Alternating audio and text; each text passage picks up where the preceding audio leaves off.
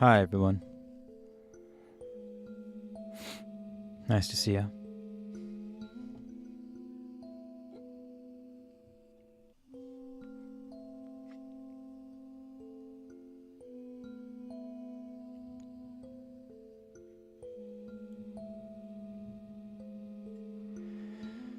Let us do the thing, yeah?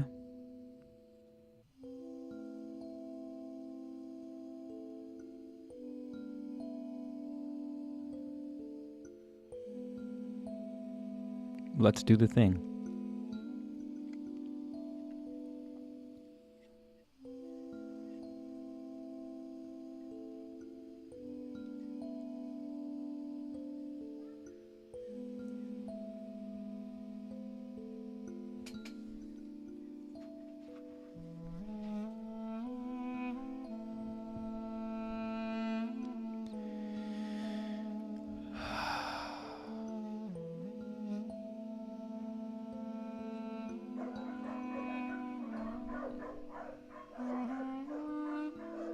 Whoa, that's weird.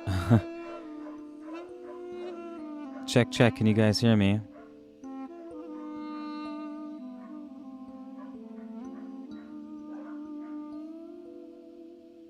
Forgot that those guys are a thing. What's going on to my video capture, eh?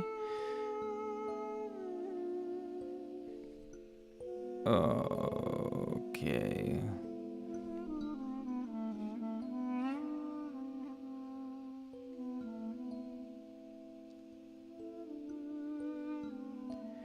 Weird. I gotta... Hold on, you guys. I'm getting something weird going on with the video capture.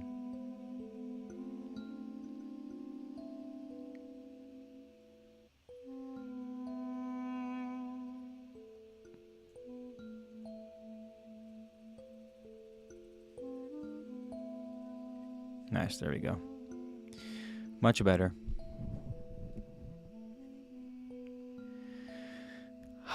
Shall we? Shall we?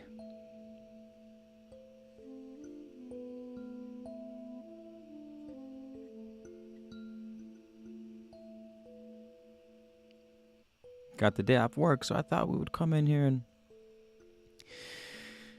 and do God's work. Okay.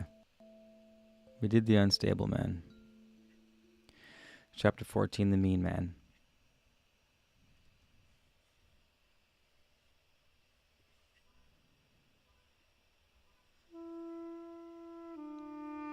Chapter 14, the mean man. A mean man is one who walks in unmanly ways. He has womanly weaknesses much magnified, but without womanly virtues. He forever seeks faults in the ways of the wise and the good. He lacks generosity and compassion. He winnows the dust off his storehouse floor to save a few dirty grains. The heart of a mean man is the sands of the wilderness, which swallow up all the pleasant flowers that fall and bring forth nothing in return. He who rises eagerly to claim praise for a successful undertaking and just as readily casts blame on another when it goes awry is not only mean but also a weakling and a hypocrite unto himself. None is worse than the mean man who has riches and estate, for he rides heavily on the backs of his servants and waxes fat on the sweat of their brows. He is without compassion or feeling, and the ruin of his brother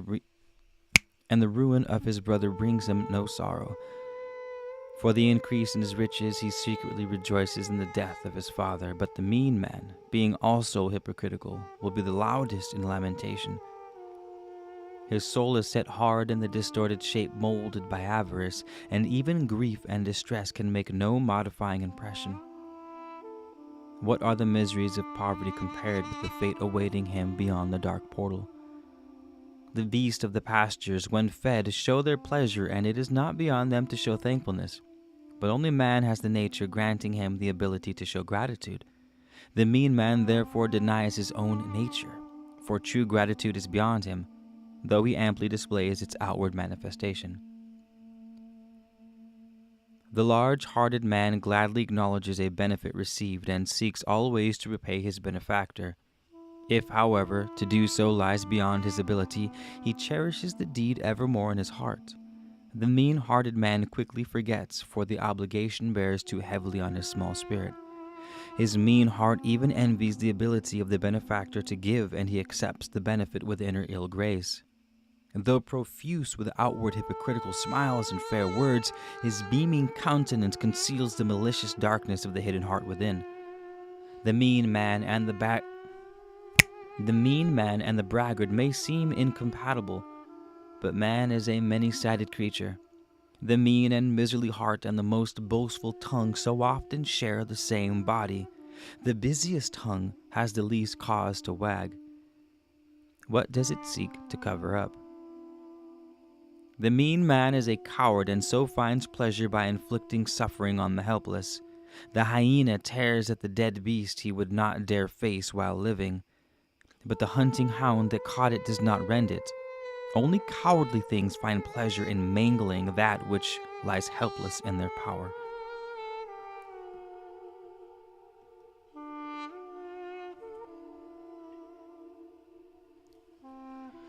Chapter 15. I'm going to check in on the live for just 1 second to make sure everything's crispy.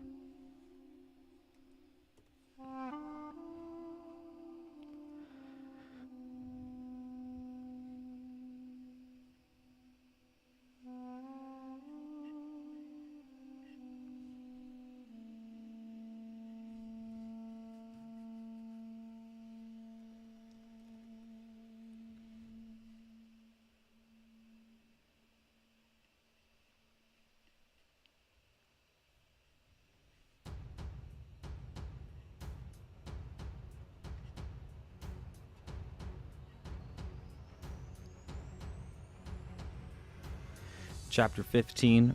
Women. There are two categories of womankind, wives or potential wives, and women of pleasure. The first of these are the intended mates of men, their companions and comforters, the mothers of their children and the goddesses of their hearts. The others become their companions in carnal pleasure. They dally with them, then cast them aside, and they pass on to the embrace of other uncaring men. Each woman decides which category she will join, and that is her chosen path. Never confuse the two kinds of women, lest you eat out your heart in sorrow and regret. It is decreed by the nature of things that womankind should fall into two groups, and each woman is to be dealt with according to the category in which she has placed herself. What kind of woman can be without a household? Only one who is cast out or has run away because of her misdeeds. Avoid the singing woman, whose ways are frivolous. She is beautiful, but her beauty is like the honey in the honeypot. It attracts many flies, and they pollute it. Guard yourself against the wiles of a woman from a strange country, whose city and household are not known. Who are her people? What are her ways? From what has she flown? From her mother's solitude and her father's supervision? As she leaves them to sorrow, so will she depart from you. Or does she flee her own reputation? I would just like to say that whilst we are reading this chapter, Man of Letters Incorporated does not agree with the, how does that disclaimer go on documentaries? Does not represent the views and beliefs of Man of Letters Co.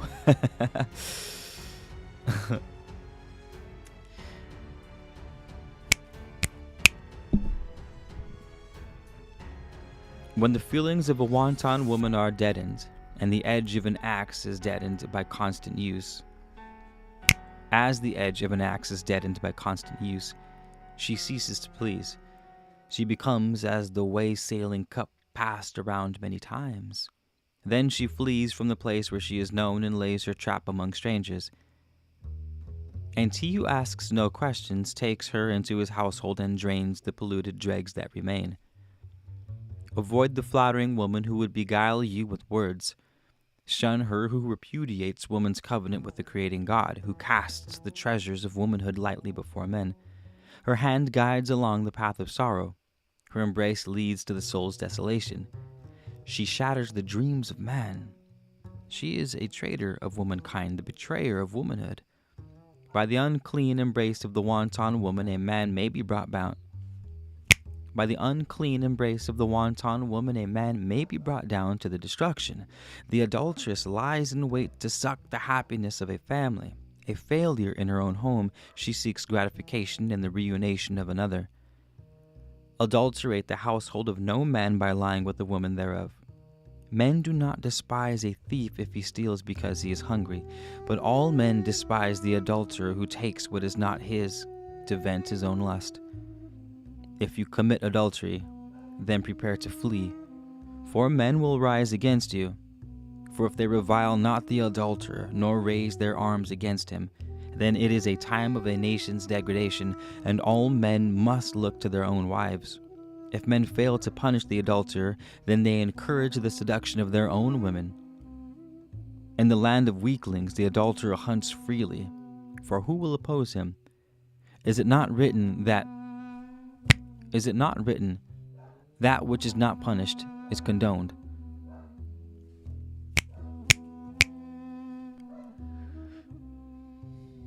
This is an interesting chapter, is it not?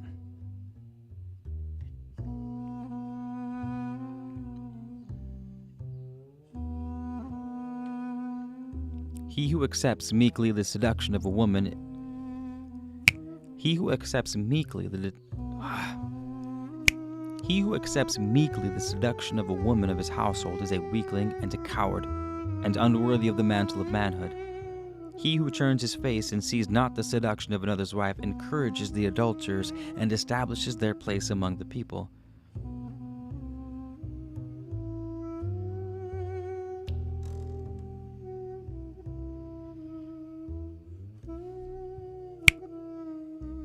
He who turns his face and sees not the seduction of another's wife encourages the adulterers and establishes their place among the people.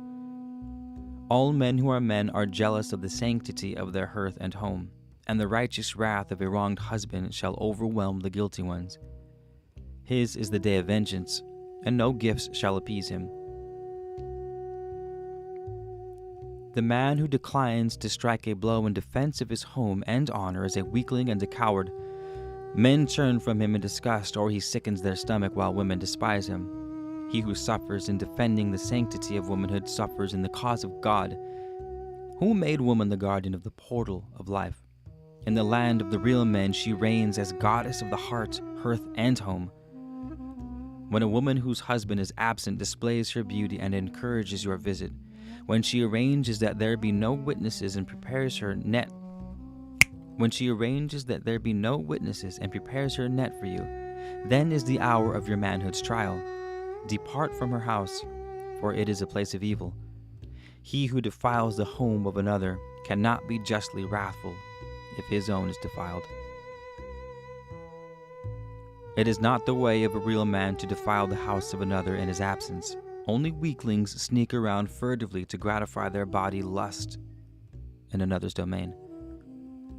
If you are unfortunate and unwise enough to love the wife of another man, then degrade not that love by expressing it in dark corners. Go to the husband like a man, and let events happen as they will. If you wish to be welcomed in the household to which you are in the habit of going, always treat the womenfolk with reserve. Thus you will not be regarded with disfavor and will be trusted by your host. If he has daughters, he will say in his heart, "Such a man can be trusted with my daughter's welfare, for he is circumspect and a man of honor." A man who is not prudent casts an appraising eye over the womenfolk, and his host is insulted, for no woman of his household is indecent. Be not bedazzled by beauty alone. A beautiful tree with gay flowers rarely bears an abundant harvest. As a fire is beautiful and useful when restrained within the fireplace, but a thing of destruction when loose, so is the beauty of a woman when not kept in restraint by virtue. The beauty of a chaste woman inspires a man to greatness and to high accomplishments, that he may possess it, but the beauty of a harlot leads him along the paths of dissipation and improvidence. Men will strive and attain great things to satisfy their desire, but will cease their efforts if it be cast at their feet. The beauty of womanhood was ordained to aspire man, and of all things it is the greatest incentive to achievement. Therefore, a woman's secrets are not to be lightly attained. The evil of the harlot is that she counters the inspiration of womanhood. Her wickedness is her cheapness. The pleasures of a harlot are of the body and exist only for the moment, to pass into nothingness like a dream. What have you given? For it is the loss of men. The vigor of manhood that bears man along the path of great things may also be a weapon in the hands of evil, but the weapon remains sheathed until placed in the hands of a wanton woman. The harlot sets her trap. The toils of the net are soft and supple. The weakling is caught easily, and even better men are caught by deceit. The soul of a man is bruised, and the power of womanhood is weakened. The bait of a wanton woman may be seen from afar. It is attractive and alluring. The hook is well hidden. Her glance is bold. She seeks the attentions of men and spreads out her temptations. Her allurements are well displayed, for has she not had much experience? Her limbs are soft and shapely, her attire loose and inviting. Her eyes speak silently of furtive pleasures. Her bosom invites the caress of lust. Her smile softens the heart, and her tongue kindles the fire of desire. The smoothness of her tongue overcomes reserve, and her soft manner closes eyes of wisdom. She is familiar with the ways and weaknesses of men, and well practiced in the gratification of their bodies. She anticipates success, for her victims are not few. She satisfies the lustful desires of the body, but how does she serve the spirit? What does she do with man's highest dream of womanhood?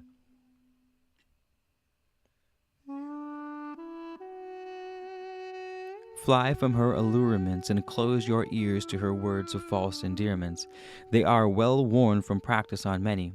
If you give heed to her languishing glances, or listen to the soft words that fall from her lips, if you yield yourself to the warm embrace of her arms, then you sacrifice your manhood at the altar of lust.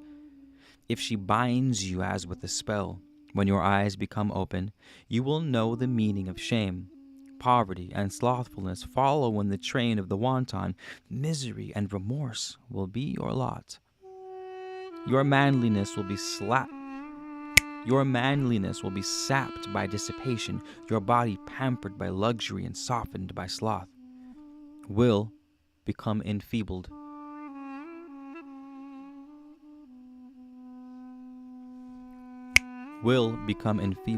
Your limbs will weaken and your health depart. The glow of strength and the joy of living will be gone. There will be no tender arms to hold you with compassion, or eyes to regard you tenderly, none to listen to your griefs with understanding, for you have chosen the path of the fornicator. Gentle women will withdraw from your presence, and naught is to be wrung from the heart of a wanton, for only her body is soft. Therefore be wise in your dealings with women, and to be wise is to be prudent and strong. Reject that which is cast before you, for it will be shared with many men. Seek only that which is desirable in its near unattainability, for it will be yours alone. Be wise, and avoid the sweet enticements of the wanton and the lustful inducements of the harlot, and allow not your heart to be trapped by enchanting mirages of love.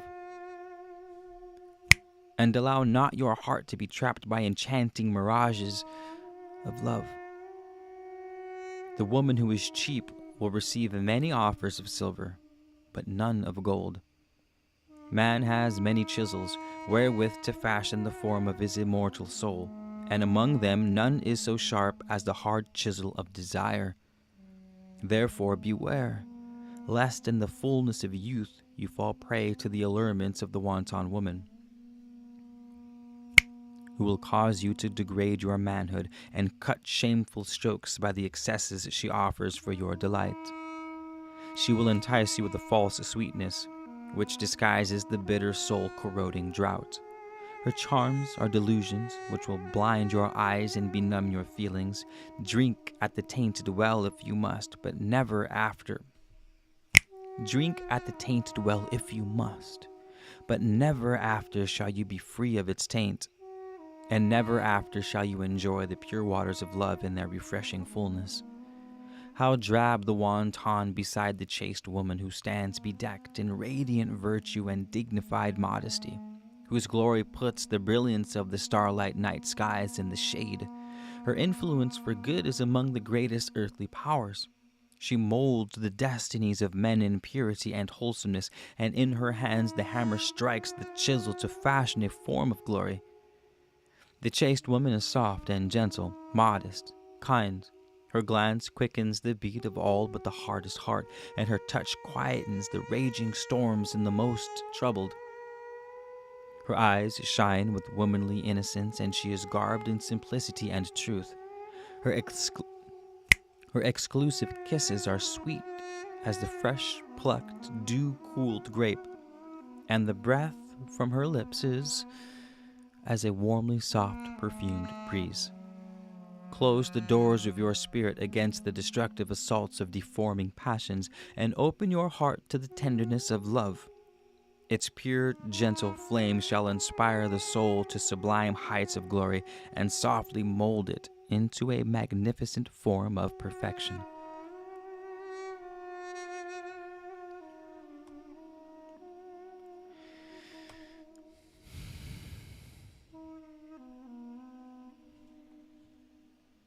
End of chapter 16 on women.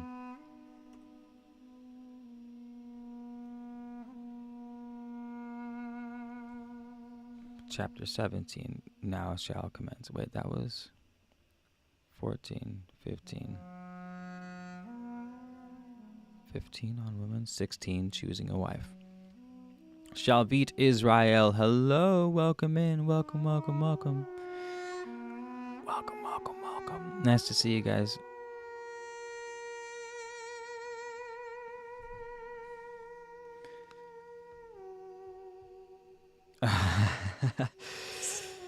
I think this chapter got me thinking about lustful women. I read a text down here that said, "Send me send me next week's flyer," and I thought it was a preview. I thought it said, "Send me nudes." I was like, "Whoa, send me nudes!" Hello, Shalvit. Excuse me. Welcome in, everyone. Welcome in. Welcome, welcome, welcome, welcome, welcome. Nice to see you. Nice to have you around. Okay, we'll get to the next one. We're going to finish this Kolbrin Bible, even if it takes us the next year to do it. Give me a second, though. I am curious how long. So we're at chapter 16. Page 524. Page 524.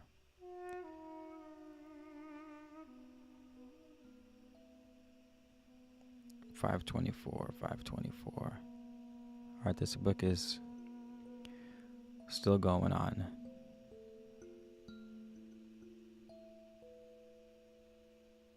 All right, it's quite I don't know how many more pages it is, but it's quite a few. That's all I wanted to check. What did I say, 524?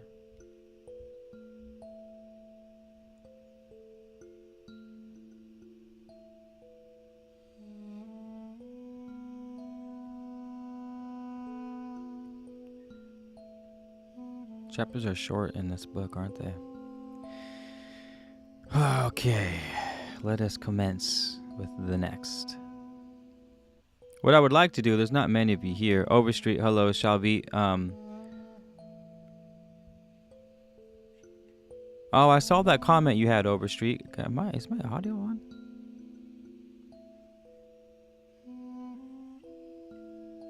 My thoughts on NoFap? I do have some extensive thoughts on that. It varies quite a bit because NoFap, that video NoFap was when I was single.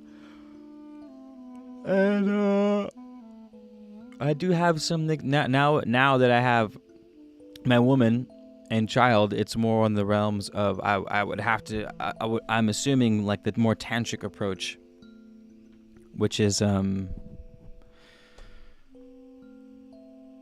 quite sensual. I'm not even sure if I can talk about that on YouTube, but I will make another video. That's a good one. That's a good one to revisit. I got a lot of videos that I should revisit actually.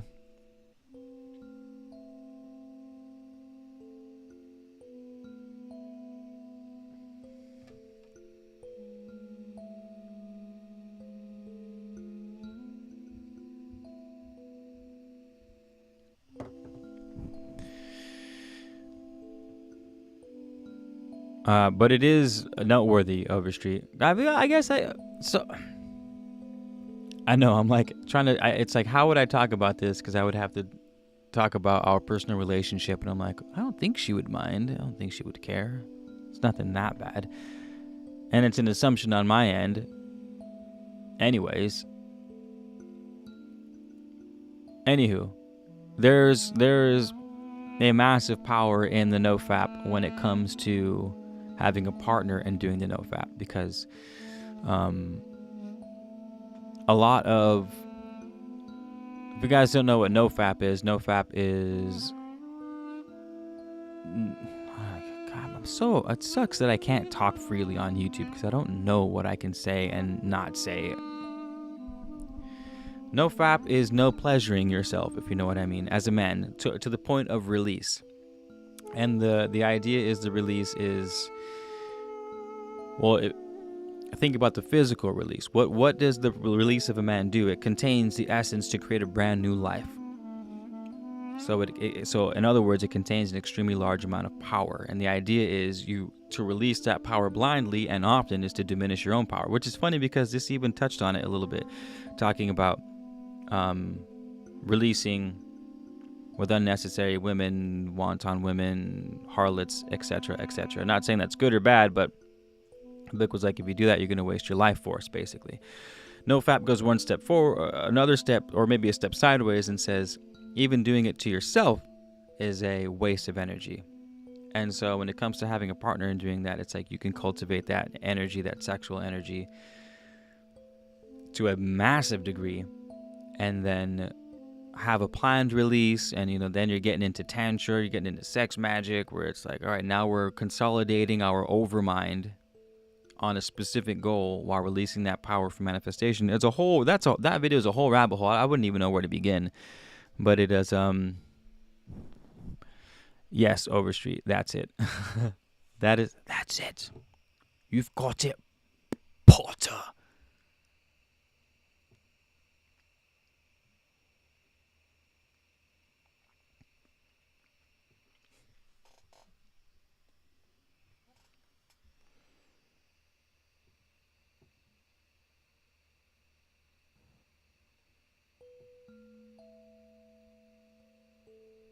Okay.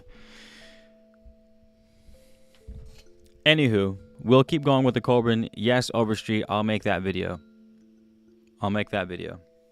It would help me if you have a specific thought in your mind that I could speak to. Otherwise, I'm just like trying to write a thesis statement that will encapsulate an entire, that will encapsulate a genre that someone could write a book on. And it would almost give me anxiety to even approach that project. So if you have a certain thought in mind that's tickling your fancy, so to speak, and you would like me to address that specifically, that would help me a lot. Even if you have to make one up. Thank you. Let's keep reading with the Kolbrin Bible. Chapter 16. Chapter 16, choosing a wife. Again, I am man of how does that thing go? How does that, whenever you watch a documentary on Netflix, it has that little, the views in this documentary do not reflect the views of Man of Letters Incorporated. They are their own creators and writers. We are simply reading the text.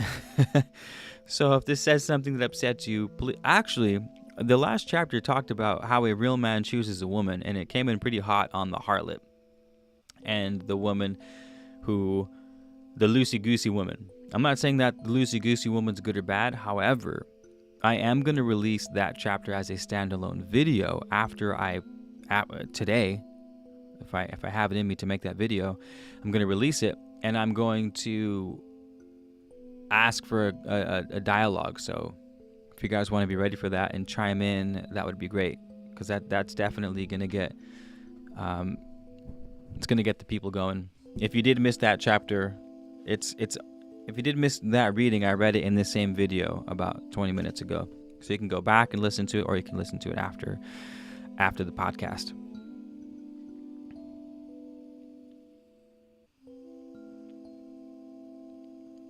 Thank you, Overstreet.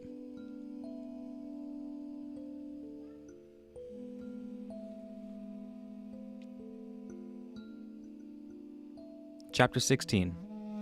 Choosing a wife. It is the nature of things that man should take unto himself a wife, and the law decrees the need of man for woman. But not every kind of wood is fit to make an arrow, and not every woman makes a suitable wife. Examine carefully the woman of your acquaintance. Choose not hastily, nor fix your mind suddenly, for upon a proper choice depends your future contentment, and the joy and the welfare of your children. Choose not according to the face and form alone, for these will pass, though fairness of face and proportion of figure are not to be disregarded. Hilarious. You can tell this was written by a man. You can. Hey, don't go off of what she looks like. For what she looks like is going to change. But how she looks shouldn't be disregarded altogether. It's like, all right, bro, make up your mind. Observe your chosen one and consider her in her solitude. If her mind is overoccupied with dress and adornment, if she laughs too much and talks too loud, if she has a roving foot for pleasure and a bold eye for men, if her manner is crude and her tongue inclined towards lewdness, then though her beauty were as that of the sun disk itself and her form shaped to perfection, turn from her path and set your heart against her charms. Dismiss your mind from the alluring phantoms of the imagination. Your body may incline towards her, but it drags you towards sorrow. If her body calls and your heart says nay, then flee from her presence and see her no more. The heart of a wise man chooses his wife, but the wife of a weakling and fool is chosen by his body. When you find a maiden who can be your reasonable companion, who possesses a loyal and steadfast heart, sensitivity of spirit, pity and gentleness, delicacy of mind, softness of manner, who is intelligent and joyous, and with all this has a lively spirit, gather her to your arms, for she is worthy indeed to be your wife. She will be prudent and temperate, and a fitting mother for your children, and above all, you will have a treasure beyond price. He who chooses a good mother for his children will find contentment and joy with his wife. Judge not your chosen by your own opinions alone, for your eyes are clouded and your judgment confused. Judge her by the opinions of other men. Is she sought by them as a wife? Or is she one whom men follow for their pleasure? The greatest gift that life can bestow upon a man is a good wife. Therefore be diligent and prudent in your search, for a good wife is not gathered by the wayside. In your search for a fitting wife you will have many competitors, for though the divisions of men and women are nearly equal, many are the women who are unsuitable. Be diligent, lest to your sorrow you find none left to choose from, but those whom other men have passed over. None but the fool takes to wife the common woman, for she has her price and is available to all. Nor the weak woman, for she can be taken by any man. Yet these two, as their attractions wane, will seek a husband for their old age, and lacking the attractiveness of virtue, will set their trap for the unwary. They will find their prey among the weaklings who care not about their wife's virtue, for they take secret pleasure in their own humiliation and debasement. No man is more generous than he who marries a common woman, for he shares her with the multitude. Whoa. Hey, this chapter's coming in hot. Like I said, I do not reinforce the beliefs of this. I am simply reading it for entertainment and knowledge where you can find it. This is its own type of knowledge, to be fair. Not to say that it itself is the truth, but at least knowledge in the sense that your eyes are opened to ways of thought that may be prevalent in the world that you don't like, or in your own life. I don't know. But that last line was pretty gangster. No man is more generous than he who marries a common woman, for he shares her with the multitude. That's like, damn, bro. Why you gotta put it like that for, man? I thought we was homies. I thought we were cool. I thought we was homies. Like, damn, bro, you're awfully generous. Like you see your homie with some girl that you know, like, say the whole squad has been with, and you're like, damn, man, you're awfully generous. You sharing your girl with the whole world. Savage. Sorry if that was a bad joke. Caleb, what up? All right, let us continue. When you find a good woman, cherish her as your greatest treasure.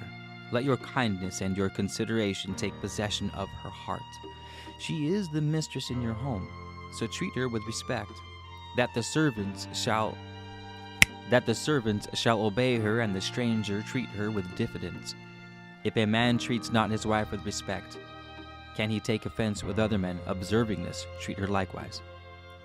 As she is the partner of your cares and the helpmate with your burdens, deny her not your companionship in pleasure. Be faithful and constant to her, for she is the mother of your children. He who drinks water from his own fountain knows it to be clean. He who draws water from his own well knows it to be pure. In times of affliction and pain, when your wife suffers in sickness or travail, soothe her with tender words and gentle countenance. A look of sympathy and a gesture of understanding from you will mitigate her trouble and be of more avail than the attention of many, many physicians.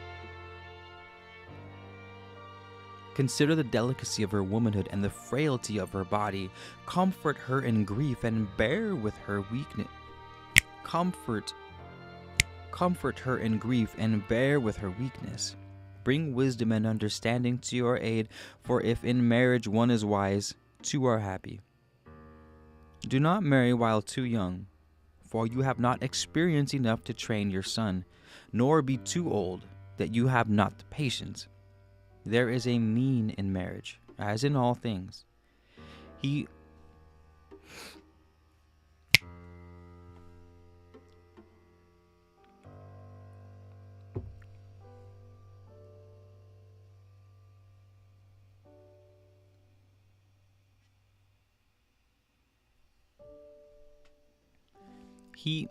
He who chooses his wife rashly or in haste spends slow years in regret and repentance.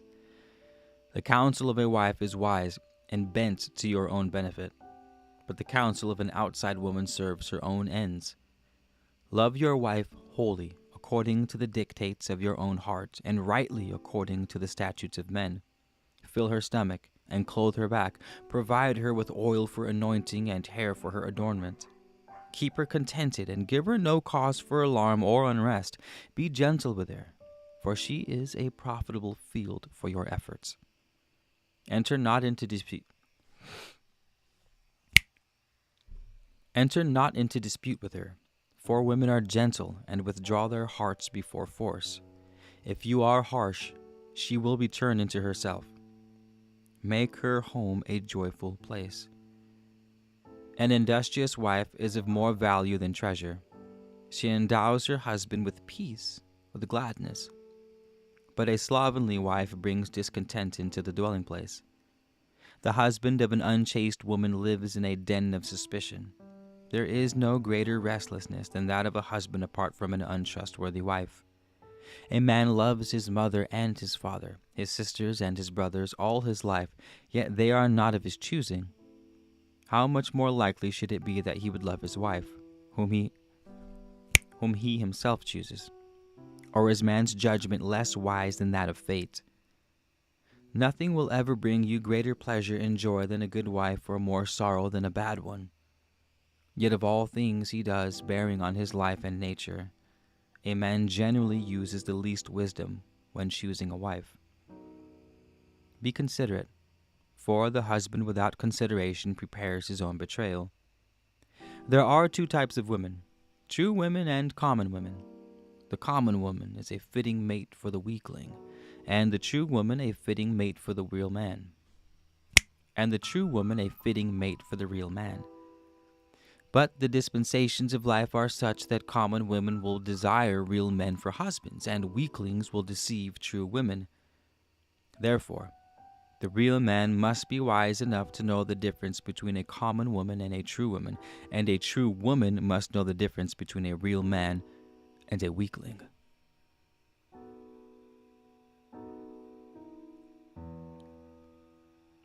To know and recognize the divisions of men and women is not only the first step to contentment, but it is the duty of a people.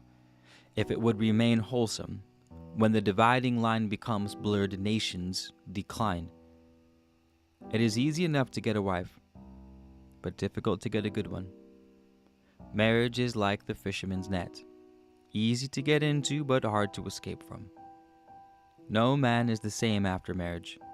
Either his joys are doubled and his sorrows halved, or his joys are halved and his sorrows doubled.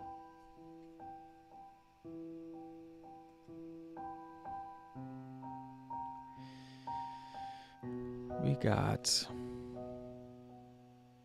10, 15, 20. That's it, 20 minutes.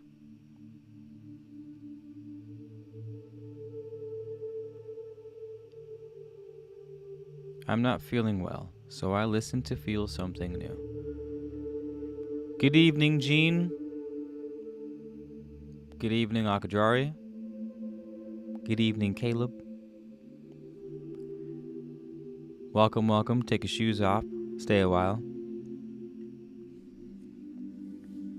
Nice to catch you at an earlier hour, Jean.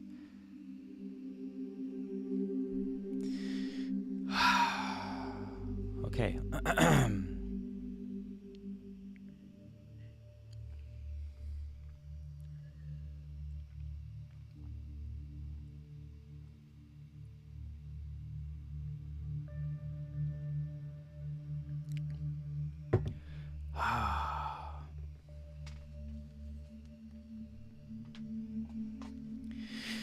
The Kolbrin Egyptian texts of the Bronze Book.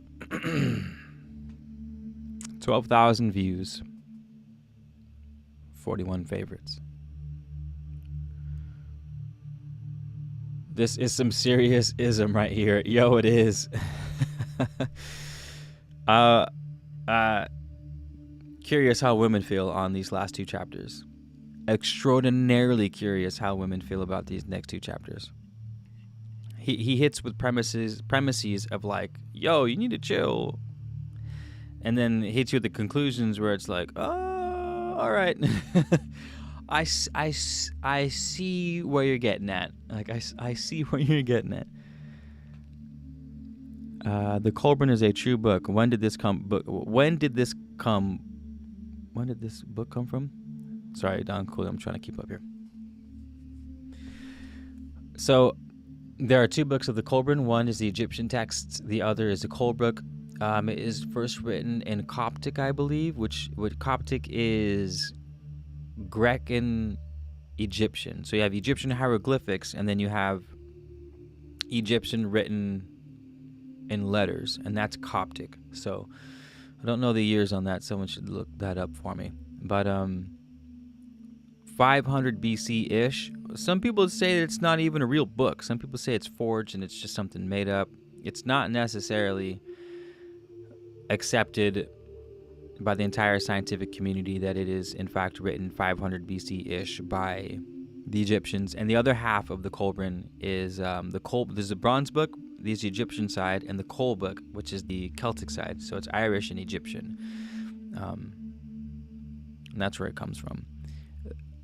However, if it is real, Israel. If it is real,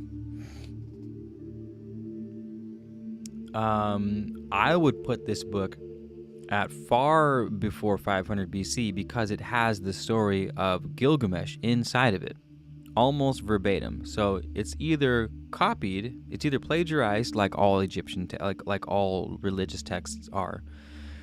plagiarized and written in the 500s, plagiarized and written within the past century, which some people say, and if it's or it was written at the time of the Sumerians, because the Epic of Gilgamesh is written by the Sumerians. I don't know what, 3000 BC or something like that, 5,000 years ago, 4,500 years ago. Because it's the same exact story. The flood, the Great Deluge, the Great Flood is in there. The Epic of Gilgamesh is in here. The names are changed, but the story is almost identical. So a lot of the stories, the story of the sword and the stone is in here, and one of the earlier books that we read of the kolbrin.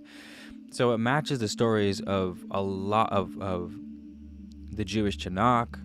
It matches stories of the Sumerian accounts. It matches the texts of Akkadian and Babylonian and Assyrian accounts and Phoenician accounts. So it's tough to say. This book could be from anywhere at this point. You know what I mean?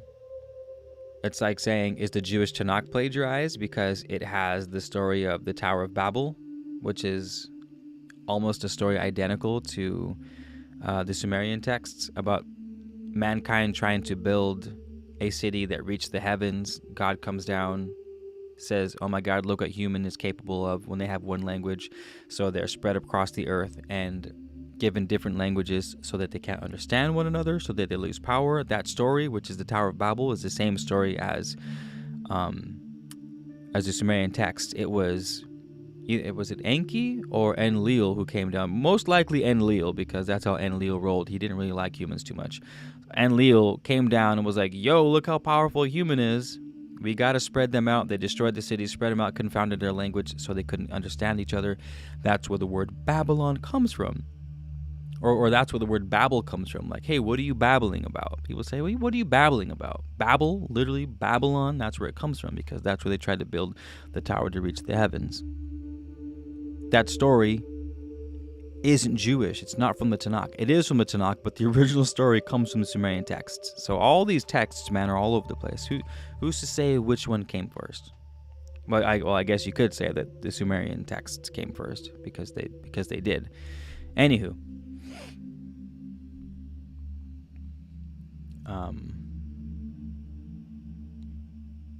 Yes, that's where we're at.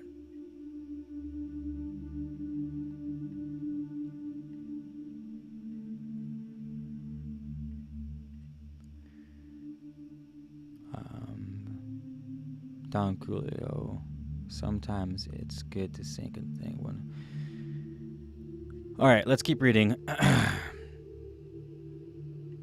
Let me say this first before I continue on, for my ladies out there. These last two chapters are clearly written from a man's perspective. It would be nice to hear a balanced book. I don't know if it's... That's what kind of makes me think the kolbrin might be more modern, because I feel like the Sumerians back in that day gave women more power. This book seems to be written from the perspective of like, anywho, it would be nice to. It just doesn't seem balanced. So that's where I'm trying to figure out where would this put the timeline at, you know? Because when I read the Sumerian texts, women seem to have more power than this. This almost feels Amish the way it's read. It almost feels like Amish Protestant, where the woman is just like, be a chaste, good woman, cover up, you know what I mean? Whereas the Sumerians were like, the women were priests, priestesses, and gods and goddesses, and like could wear whatever the fuck they wanted, and they were still worshipped. So that's what makes me think that this book might. It definitely has a tone of like 16th, 17th, 18th century. But I could be wrong. Who knows? I mean, I'm definitely not a speaking authority on ancient Near Eastern literature by any means. So be that as it may.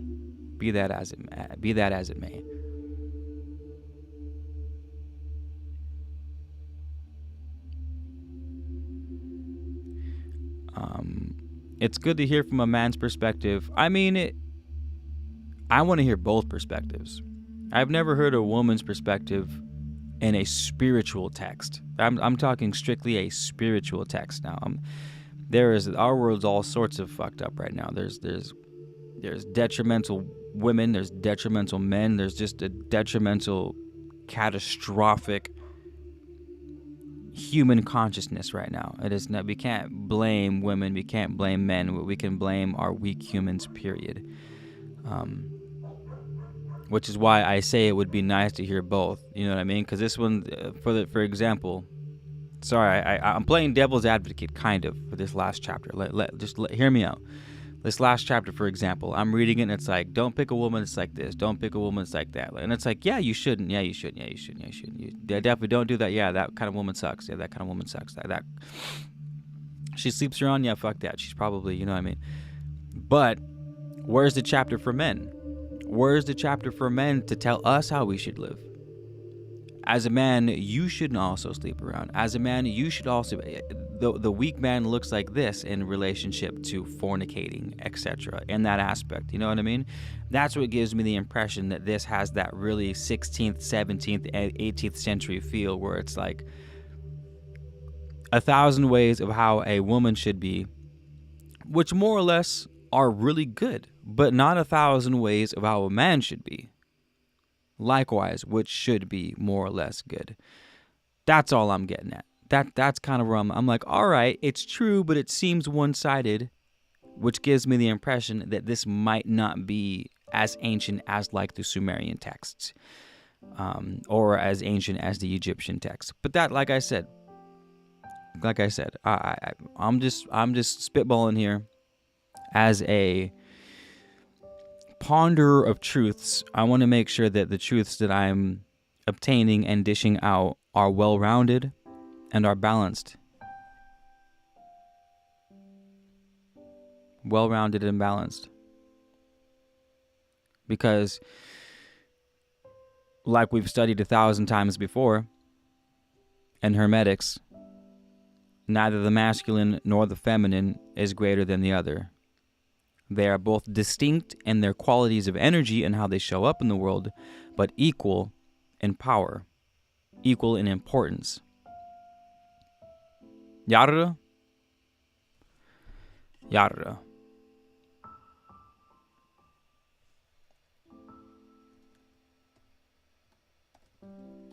Let me also... my internet's super glitchy right now. Give me a second to... Oh, man, something's going on with the internet. Balls. Let's go ahead and take this out for now. Upload is at 3. All right, that's not bad, I guess.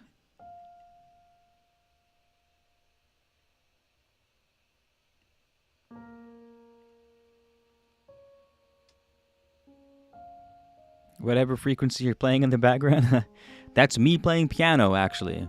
I recorded piano backings for our lives and for the audiobooks. And you're listening to some Keyth G, some Man of Letters piano music in the background. I'm glad you like it. I'm glad you like it. The Duduk flute is not me, though. Also, is the live still good? Is the live glitchy for you guys? Please answer. All right, I'm going to keep reading, though. We'll go to the next chapter. Chapter 17.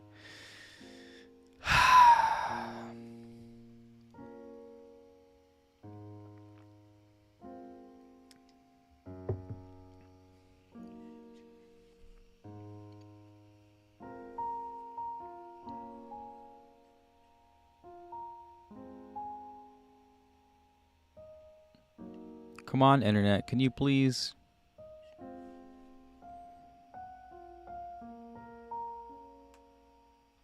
We're just far. We're just very far, you guys. Okay. Without further ado, thank you guys for your patience. I love you guys. Thank you for hanging out with me. Thank you for being open-minded. And thank you for being diligent in your quest for knowledge, because you should be. You should be.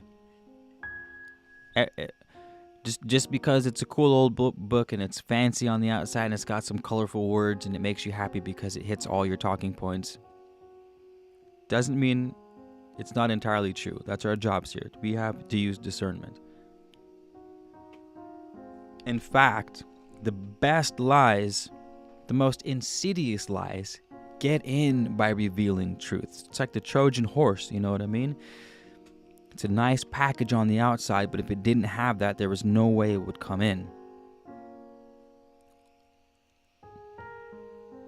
Death is on the inside. Can be. Can be. All right, let's go.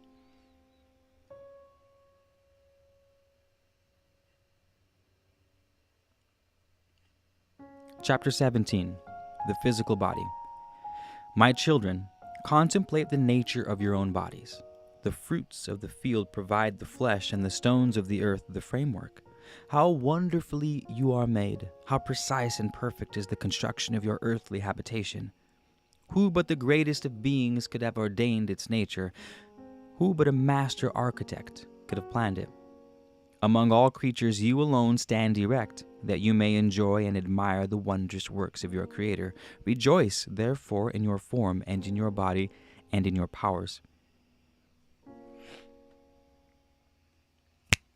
Rejoice in the consciousness whereby you experience, and the eternal soul within whereby you know. The attributes of a God repose within you, and the attributes of a God repose within you, and they are yours to command, if you will but call them forth. Be kind to your body, which is the vehicle of your pilgrimage and the chariot of your conquest. Keep it in health and strength, that you may enjoy life with vigor. It was not meant that the body should be neglected, and in fact the law ordains that recompense be made for a neglected body. A body made weak by dissipation and gross from fat living is an abomination unto the God of life. On earth, the body is equally as important as the soul. Keep it clean and in good health, that it may fittingly serve the purpose of the soul. The nearest approach that can be made to complete bliss on earth is to enjoy the blessings of good health. If you would reserve health unto yourself, even into the ripeness of old age, avoid the allurements of intemperance and dissipation. These are the bewitchments of the wanton and harlot, and not easily avoided. When she spreads her delicacies before you, when her wine sparkles in the cups, when with sweet smiles she induces you to cast care aside, then the hour of danger is at hand, and therefore let prudence come to your aid. If you give heed to the sweet words of the temptress, then you are deceived and betrayed. Flee from the flower. See, that's what I'm saying. Right away, it's like the woman will be your downfall. She can. Don't get me wrong, she can. But where's the chapter for women who want to be more spiritually inept? Where's the chapter for them saying, hey, the man is going to fuck you up if you don't pay attention?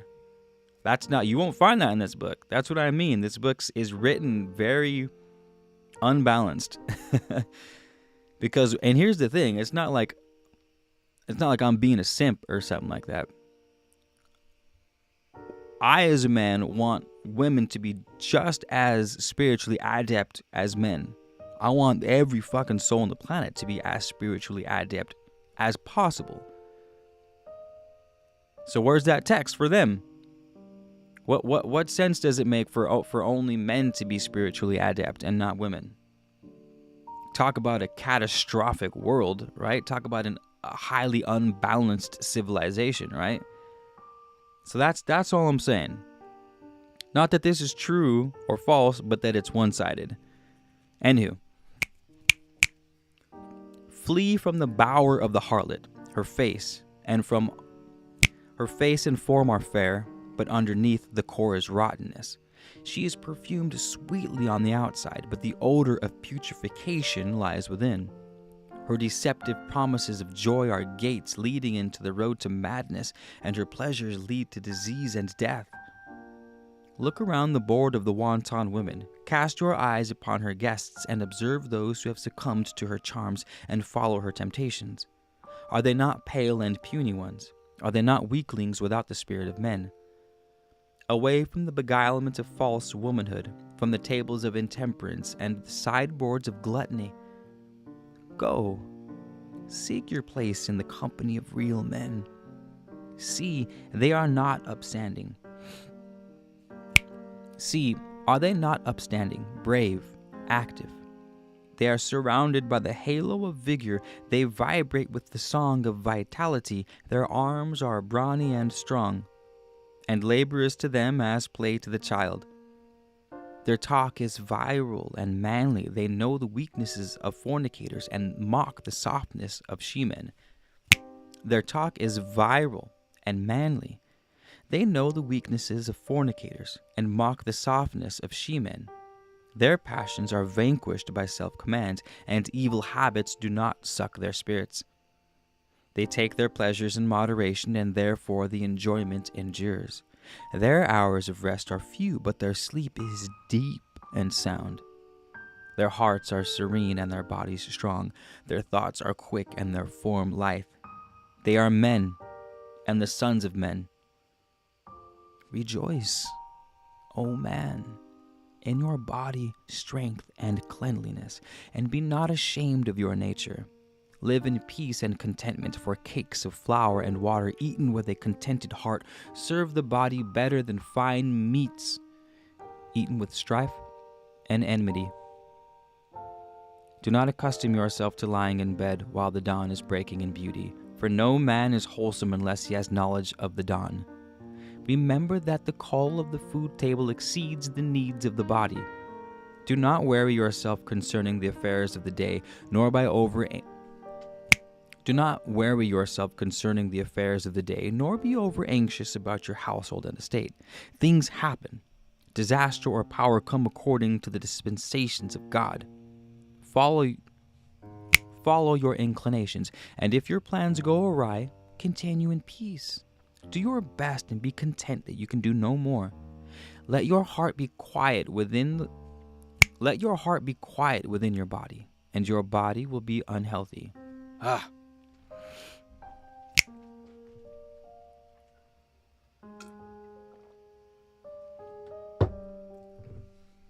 Almost done. I'm going to have to take a break after this. Let your heart be quiet within your body, and your body will not be unhealthy. It is the guest chamber of the soul.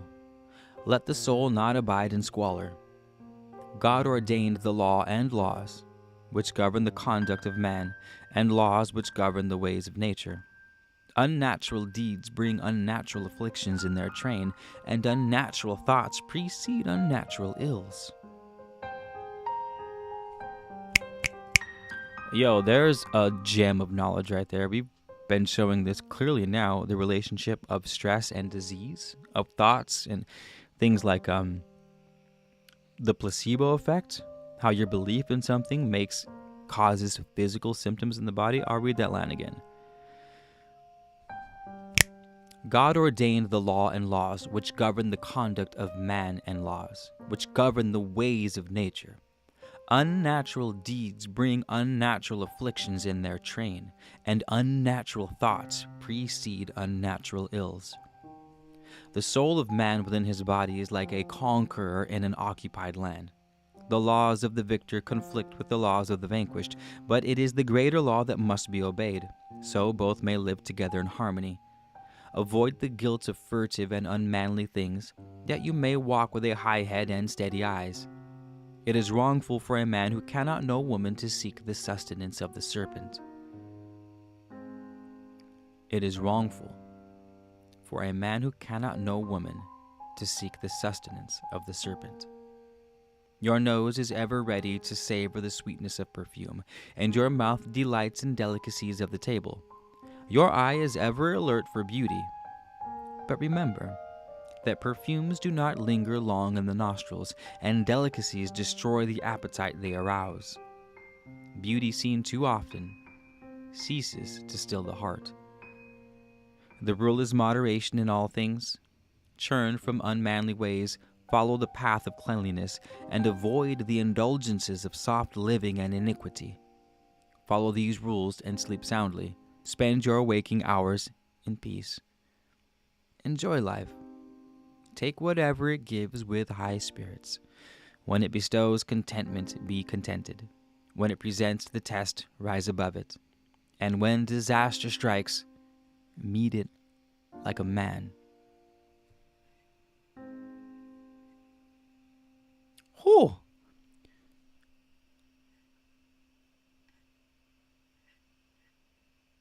That was pretty. I mean, hey, it may be written for a man, but that's pretty gangster. That's some pretty sound advice right there, my dude. That is some pretty, like you guys said, you follow by some of these laws, man, and you will be, like it says in the book, you either choosing the right woman, choosing the right paths in life, being the best man you can be, will either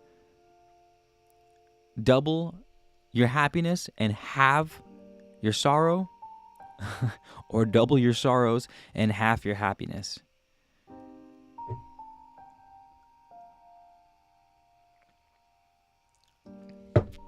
Right? Hello, Kelly Nicole Goodson. Good son, godson. Kelly Nicole Goodson. Hello. I love reading to you. I do. It's fun. I feel like I get to like embody and act out. I'm just like the deliverer I'm the messenger of the information. It's just like, it feels good. Thanks for hanging out, you guys.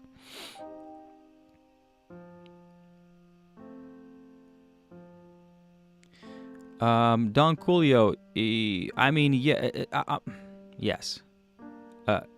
Yeah and no. Yes, but that's not what I'm getting at. What I'm getting at is, I thought this text at first was written for a man and for a woman, but it's not. It seems to be written for man, is all I'm saying. It's like you have the yin and yang symbol, and on one side there's black with a little bit of white in the middle, and the other side it's white with a little bit of black in the middle.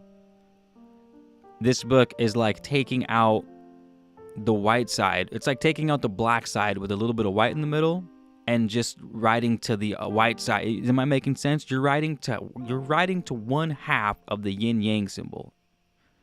That's the point I'm trying to make. And it's like, yeah, it's true, but Shimon, where's the other half at? we're missing something. That's all. I mean, it's fantastic information so far. It's like, fuck yeah. You know what I mean? And mostly I meant to bring it up because I was trying to figure out the timeline of when this was written. Like, when is it written mostly? And that's why I was bringing it up. I was like, this doesn't seem like it was written when the Sumerians. It seems like it was written during the colonies or something like that, during the 15th, 16th, 17th century. Anywho, yeah.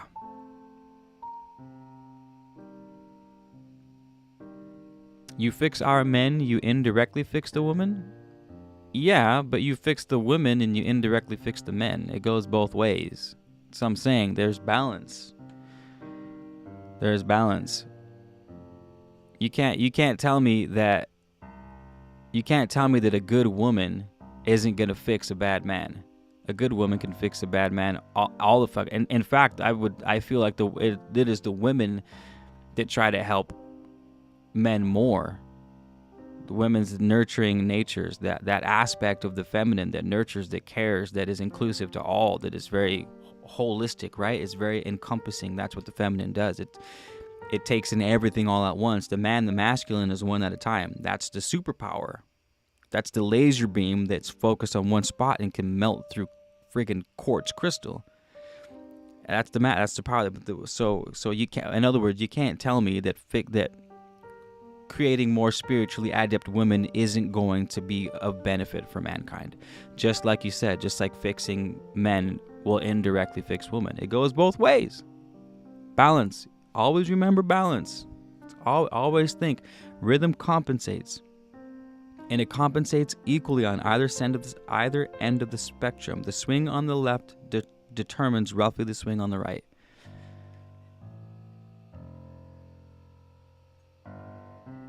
Yes, there you go, Don Coolio. A woman has to be competent in whom they choose to be their leader, i.e. the man. Yes, that's exactly what I'm saying. But this book doesn't teach that. That's so now you're with me. Now we're on the same page. Woman has to be competent in whom they choose. This book is saying, hey, man, this is how you're competent in choosing your woman. But it's not saying, woman, here's how to be competent to choose your man. So I'm glad that just happened, because we are now on the same page. Maybe women are already spiritually adept. That's also a good point, Akjari. That's totally fucking. There could.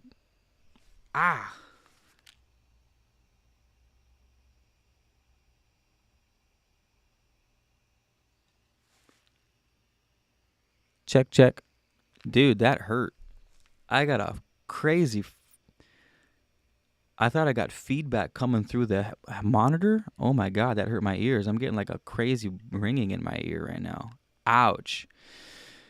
That was startling. It's slowly fading. Yes, who's to say that women aren't already spiritually adept? That's, hey, you might be onto something.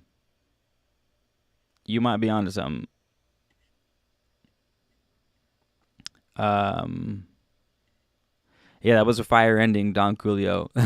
So, that hit. It really did. Also, that hurt that friggin' came in hot.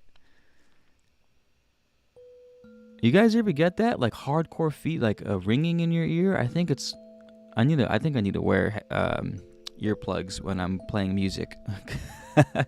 Maybe that's what that's from. Either that or downloads. I'm either getting downloads or I've ruined my ears from not wearing earplugs at the rehearsal studio.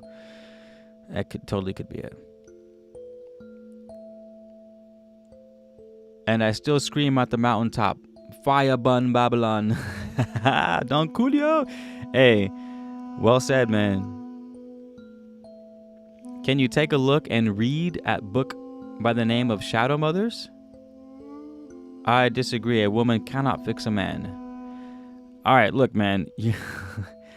Don Coolio, saying a woman cannot fix a man, I'm going to have to understand the context in which you say that, because I'm going to have to disagree with that. We can agree to disagree. But that's crazy. Seriously, that's like saying, like my child right now, Atlas, is really rough with girls. He's rough with everyone. He's just a 4-year-old maniac. The dude, like, I was standing in the kitchen and I was blocking the doorway, and he literally headbutted me like a ram, like, because he wanted to get to his food. I heard him. He's all, boom, hits me in the back. I'm like, oh, like, Atlas, bro, chill. Like, what's wrong with you? So he's really rough, right? He's rough with Mama, and Ariana, Mama, is like, hey, you're not supposed to, like, relax. You got to be gentle. There's a time for roughness. There's a time for being gentle, because he's hanging out with his little girlfriend. He's got this little girlfriend that they go hang out. He said, you got to be gentle. Like, you can play rough, but also you got to be gentle, right? Like, learn how to be gentle. And a woman, Ariana, the mother, taught our son, Atlas, how to be gentle. He made him a better man by showing him, oh, I need to chill. So he goes up to him and goes, hey, are you okay? Like, can I give you a hug? Like, right? She taught him gentleness. So, and that was a fix. Saying he was broken might be a little harsh, but to a degree, he was fixed. So to say a woman can't fix a man sounds like, forgive me, but it sounds like a little on the macho side. Like, a woman can't fix a man. Like, ever? Really? Under no context? In the infinite, we live in an infinite universe. We live in a universe so infinite that we contemplate astral projecting and visiting different timelines, leaving our bodies and visiting the backside of the moon. We'll contemplate that, but we won't contemplate the ability of a woman to fix a man. It seems audacious to say that. It seems a bit audacious. So, with that, which is why I'm asking, under what context do you mean a woman can't fix a man? Because there certainly are contexts where a woman can't fix a man, 100%. But there are also other contexts where a woman totally can fix a man. So that's my 2 cents. It's my 2 cents.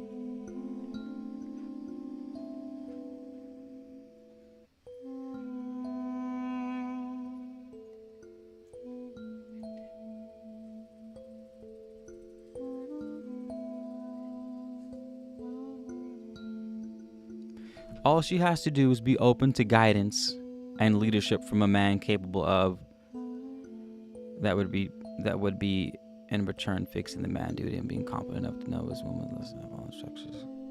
You sound kind of old school, Don Julio. You sound kind of old school. I don't believe that at all. I believe that a man can get an extraordinary amount of guidance from his woman, especially with how tapped in women are to the etheric, especially how tapped in women are to intuition and the dream world. Women have in every culture, they're always far more tapped into the intuitive side of existence than men are. So to say that a man can't be guided by a woman and that the woman should only be guided by a man sounds, again, audacious. Sounds audacious. I can't. I can't. My hands are tied.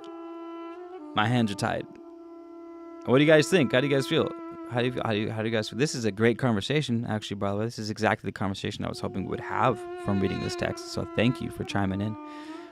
I would love to hear more woman's perspective on this.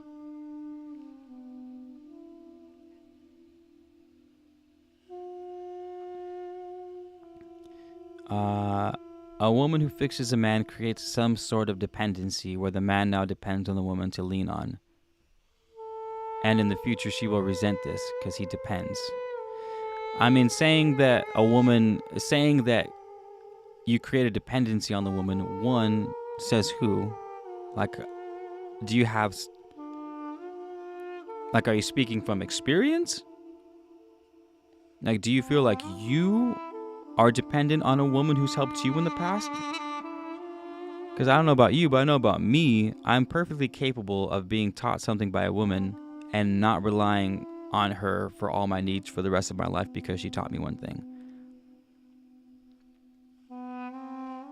So you might be speaking from experience, or you might be speaking from how you feel about something, but that doesn't necessarily reflect. Like, for example, I just gave you a perfect example of how my woman fixed my son and that he was being far too aggressive with this little girl. And so that was one example of how that thought that a woman can't fix a man is totally wrong. In fact, most men are raised a lot by their mothers. So you're saying no man is capable of being his own man if he was raised by his mother, meaning he was taught to act by his mother, meaning whenever he had flaws, those flaws were fixed by his mother. And because, according to you, a mother fixed the son, a woman fixed a man, that man is now unable to be his own man for the rest of his life. It doesn't make any sense. See what I mean?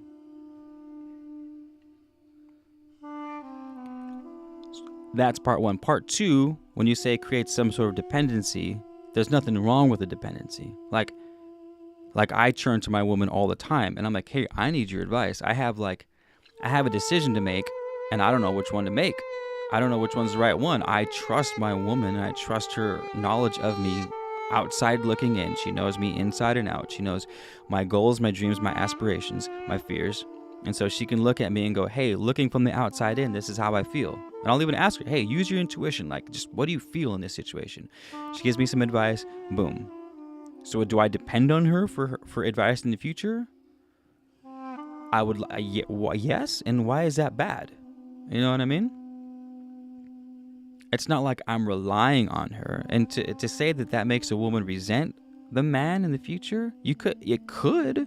You're totally right. It could make a woman resent her man in the future, but it could also make her feel empowered. It could make her feel like she has a role in the relationship. It could make her feel loved, that he appreciates her opinion enough to make life decisions based with her input. And why shouldn't she be included in that?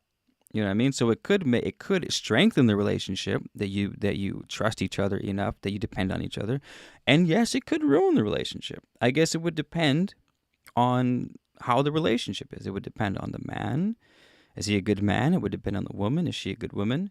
Maybe they're both good, but together they aren't good. They're better apart. Like to make these ultimatums, like a man can't be fixed by a woman, or a woman can't fix a man. It seems disingenuous. And to say every time a woman helps a man now becomes dependent on that woman forever, and that seems disingenuous. And to say that she will now resent him for depending on her seems like there's a lot of, I feel like there's a lot of nuance in every situation that has to be accepted. Like, yes, we are both right and wrong, but it depends on every situation that's involved. Like maybe you're referring to a weak man who can't ever make decisions, right? Who can't even decide where to go for dinner, who's so indecisive he can't even pick where you guys are eating for dinner. And over the course of 2-3 years, the woman is like, yo, this guy is a fucking child. I always have to make the decisions. I'm always making plans. Like, he just plays video games all the time, and like now I feel like I'm wearing the pants in the relationship, and I don't love him anymore. I feel like I'm his mom. It fucking sucks. Like, yes, 100%, you are right. That is the scenario in which what you're talking about makes sense. But there's other scenarios like the ones I brought up where it doesn't make sense. See what I'm saying? So every situation that we're in, every encounter between a man and a woman, or between anyone, every time there's this back and forth, the nuances of each particular situation have to be taken into accord. Does that make sense? Alarani Naskintal. I haven't seen that name in a while. Don't we all depend on each other? Are we meant to be alone? Yeah, we all depend on each other. I think in the Emerald Tablets, which we all love, it says, we exist upon that which resists us. And Alan Watts said, if it wasn't for the resistance of the floor, we wouldn't be able to walk. We contrast each other. Contrast, the definition, leaning on each other is what makes the world go round. So, but like I said, you know what I mean? All within reason, right? All within balance. If you can look at, I don't know. I feel like I've said all I've had to say about that. Unless there's been no further comments on the topic. Don Coolio, I'm sorry if anything I said seemed harsh or seemed belittling or seemed not cool in any way. I thank you tremendously for the dialogue. I wish there were more of you sparking up the dialogue, because there is absolute truth in what you're saying. There 100% is truth in what you're saying. It's just not always true. It's true sometimes, which, as we learn through the text, through alchemy, through hermetics, that there really is only one truth. And that is the all, the source, the only thing that is unchanging, the source of everything. Everything else is a half-truth. There's a microcosm, there's a macrocosm. And the scholar, or the seeker of truth, does his or her best to look at each and every situation and take their nuances in account, and makes the best decision from there, without blanket ultimatums, right? Because that's kind of what I was getting at. Is an ultimatum says this is always so, and that doesn't exist. Nothing in our reality is always so. Everything is coming and going. Everything is reaching for its apex, and then as soon as it hits its apex, it descends into disorientation. It descends into chaos. It descends into pure energy and then reforms itself with a thought and then reaches its apex again, hits its pinnacle again, and then goes down. It's up. It's like a frequency wave. Up, down, over and over again, ad infinitum, into everything. So to say, which is why immediately I do not believe any ultimatum, because that defies reality, that defies logic.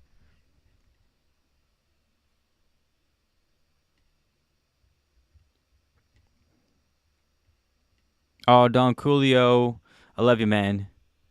I should shower myself. It's been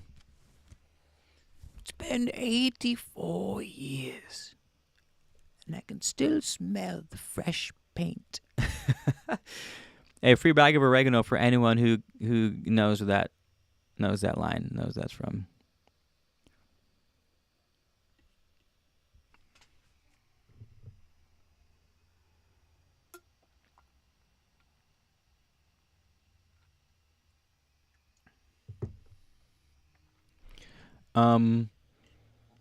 Yeah, story time. I was actually that guy that you're referring to, Don Coolio. That's why, if I seemed a little more passionate about it, if I'm being honest, was the dude who couldn't make decisions. And my partner at the time, my girlfriend at the time, thought she felt like she was my mom, and like it wasn't working because I was just too passive. I was too passive. I am passive by my nature tends to be a little more laissez-faire, if you will. And that was the criticism after she broke up with me. Was after the dust settled and we could have a grown-up conversation. It was like I just felt like I was making all the decisions and I was running the pants in the relationship, and I was tired of it. And she was right. In my defense, I was like 21. I was just a 21-year-old dude who didn't know anything about anything at the time, and I've come a long way since. Like they say, my superpower is my passiveness, right? That what ended that relationship was my superpower, not under control. You know what I mean? Every superpower we have has a dark side to it, and the undeveloped man is a slave, and the undeveloped woman is a slave to their dark side if they don't have it under control, because you can't help your natural state. If you are naturally a very active, outgoing person, you can't help that.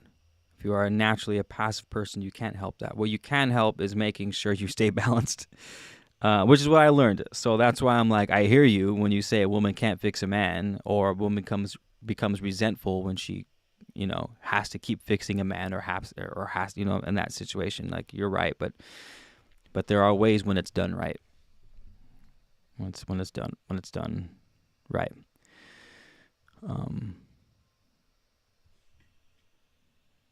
About the weak men not being able to make a decision. This is the world we live in. I'm about two different consciousness. Yeah.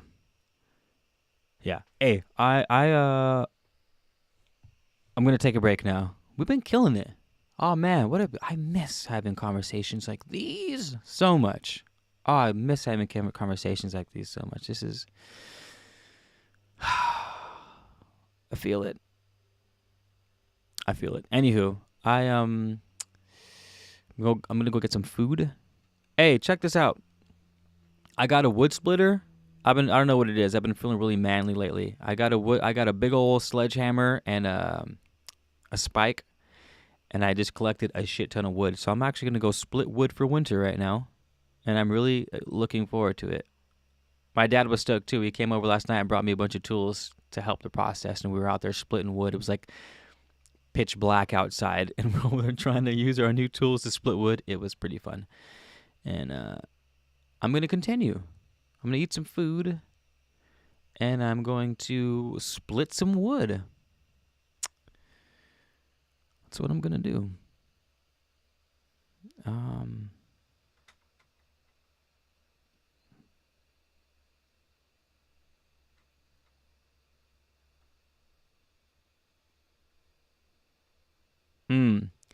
That we will end with that, Don Julio. Don Julio says, "You have a well, uh, you have a, if you have a genuine, pure, calm temperament, the woman you choose should be of similar, and only then you'll be able to live in harmony with a understanding woman who is now able to pour into your cup." I like it. I love it. I love it. Okay, you guys.